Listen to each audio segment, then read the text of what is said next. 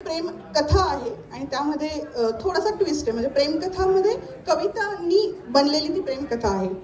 तर प्रेम ही संकल्पना आपल्या सगळ्यांना माहिती आहे. तर ह्या ज्या कथेतील जी नायिका आहे तिला तुला कसा मुलगा हवा या प्रश्नाला उत्तर म्हणून एक कविता लिहिते. ती कविता पुढे. तो प्रत्येक मुलीच्या स्वप्नातला तो राजकुमार, अगदी तिच्या परिकथेतला असावा. दिसायला असला साधा सुद्धा तरी काळजी घेणारा असावा. कितीही दिवस खराब गेला तरी त्याच्या मिठीने तिचा मूड चांगला होईल असा असावा. कितीही संकट आली तरी त्याच्या केवळ मी आहे ह्या वाक्याने तिला आधार मिळेल असा असावा. नसेल तोही परफेक्ट तरी तिला समजून घेणारा असावा. घर सांभाळण्यात तिच्यासोबत 50-50 पार्टनरशिप करणारा असावा. असतील अवाजवी मागण्या तिच्या पण प्रेमाने तिची समजूत काढणारा असावा.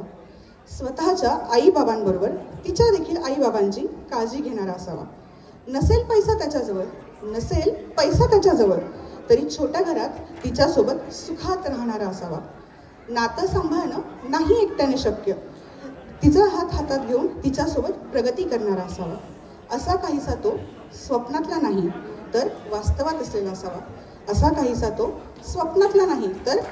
असणारा असावा. आता बरेच दिवस जातात, बरेच वर्षे जातात. तिच्या या अपेक्षांच्या यादीवर टिकमार्क्स करणारा एक व्यक्ती तिला भेटतो. तेव्हाच्या तिच्या मनात ज्या काही भावना असतात त्या पुढील प्रमाणे. बोलायची वेळ येते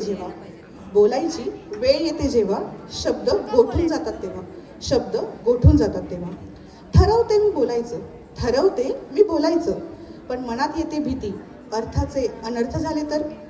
मग पुढे गेलेली 2 पावले आपसुकच मागे सरतात. वाटतं समजून घेशील तू, समजून सांगशील तू मला माझ्या चुका, पण मनात येते भीती जर असे नाही झाले तर. वाटतो टाकावा तुझ्यावर विश्वास, वाटते करावे मन मोकळे तुझ्याजवळ, पण मनात येते भीती जर त्यावरून तू मला जज केलेस तर. नाहीस तसा तू आहे मला माहिती, पण काय करू आहेच मनात ही भीती. जेव्हा मनातून ही भीती जाईल, विश्वास होईल माझा तुझ्यावर, तेव्हा फक्त वेळ ही निघून गेलेली नसावी.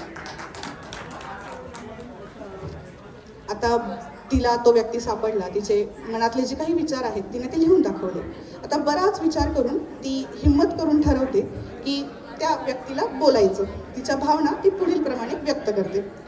असशील का तू अडखळेल मी कधी, घाबरेल मी कधी. असशील का तू तेव्हा मला धीर द्यायला. कधी मिळवेल उत्तुंग यश तर कधी होईल मी अपयशी. असशील का तू तेव्हा मला धीर द्यायला. असेल मी आयुष्याच्या बिकट प्रसंगी. असशील का तू तेव्हा मला धीर द्यायला. वागते मी बालिश कधी नाही समजत बऱ्याच गोष्टी मला. असेल का तू त्या मला समजवायला. असशील का तू आयुष्यभराची साथ द्यायला. आता ह्या सर्व कवितांवरती तिने जे काही कवितामय त्याला भावना व्यक्त केली त्या भावनेला तो सुद्धा कवितामय उत्तर देतो. ते असं. होत्या भावना त्याच माझ्या मनात. आवडलेलीस मला तू सुद्धा पहिल्या क्षणात. विचार करत होतो बोलू कसा. देशील का तू होकार तसा. होय असेल मी. देईल तुला साथ, देईल तुला धीर.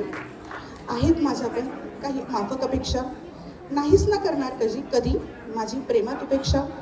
घाबरतो मी सुद्धा गुंतायला कोणात, पण जर गुंतलो कोणात तर बुडतो अखंड प्रेमात.